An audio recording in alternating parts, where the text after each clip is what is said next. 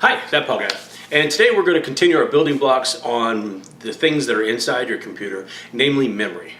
Last time we touched on short-term memory and long-term memory, and I'll talk about that just a little bit more, but that's what we're going to cover this time. Okay, so short-term memory and long-term memory. If you've got something, a program that you're running that, say you've got a Word document that's not saved yet, although a lot of times they auto-save. If you've got a game you're playing that you haven't saved the progress of, or you're doing something that you haven't saved, that is all short-term. That's going to use something called random access memory.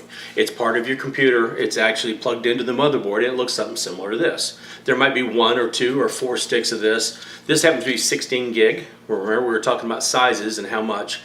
16 gig because I use quite a bit.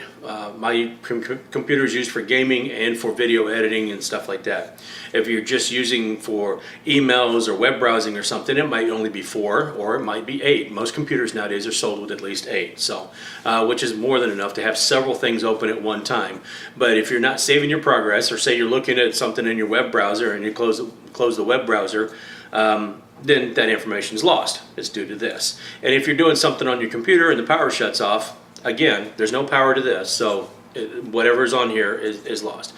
This is fast because it's actually part of your computer. It's part of the system that is part of that memory bus where the computer can get to this information very, very quickly. But the downside is it's only temporary. If you're looking for something more permanent, you're going to be looking at a hard drive. Now, hard drives come in a couple of different flavors, and they're going to be a couple of different sizes. Something similar to this. This is a regular size or 3.5-inch HDD, a hard disk drive, and it actually has moving metal platters inside and an arm that goes across, and it will read and write because it'll store information magnetically onto those platters. Now, I don't encourage anybody to do this, but when it's plugged in and turned on, if that's moving and you try to move it, it's going to feel a little bit of, you're going to feel a little bit of resistance because it almost feels like a gyroscope. I don't know if you've ever held on to a gyroscope, but there's some resistance. It's kind of a weird feeling in your hand. Same type of thing with this because it's moving very quickly. This is moving at 7,200 revolutions per minute, so it's pretty quick, which also means it's going to access the information quickly, but not as fast as the random access memory, which is that chip I just showed you. In addition to a hard disk, you might have something smaller if it goes into a laptop, but there is also this.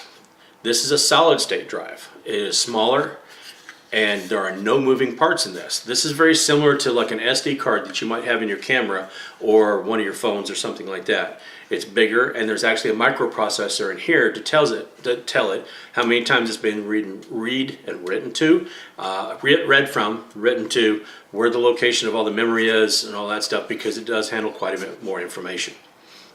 If you're messing around with anything like this, my suggestion is to have the computer turned off, unplugged, and that you ground yourself. There's no static or anything, so don't rub your feet against the carpet or anything like that. Make sure that there's nothing that you can, when you touch it, something's going to shock, because you could end up doing, chances are very good that you're not, but there's always that chance that you could end up doing some damage by touching something in that static shock. But anyway, this one has no movement whatsoever on the inside of it. If you were to pick this one up when it was running, you would not feel that resistance that you would with the larger one. The size of it it makes no difference at all. These come in the same sizes as the other ones, but because it's a newer technology, it might be a little bit more expensive. So that's all I got for that. I just wanted to kind of explain what the difference between short-term memory, and that's called random access memory, and it plugs directly into your motherboard, that stick I showed you, and a little bit longer term memory, which is the hard drive, which can either be mechanical, an HDD for hard disk drive, or it can be solid state drive, SSD, and those are both for longer term things. So if you're saving your information, or you're saving the game progress, or whatever you might be doing, you can come back to that later.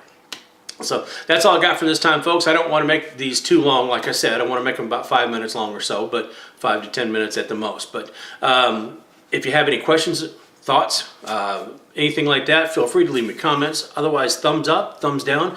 Always welcome to hit that red subscribe bar for me. The little bell icon will tell you when I'm doing more of these. And that's all I got. So until later, folks, I'll see you next time.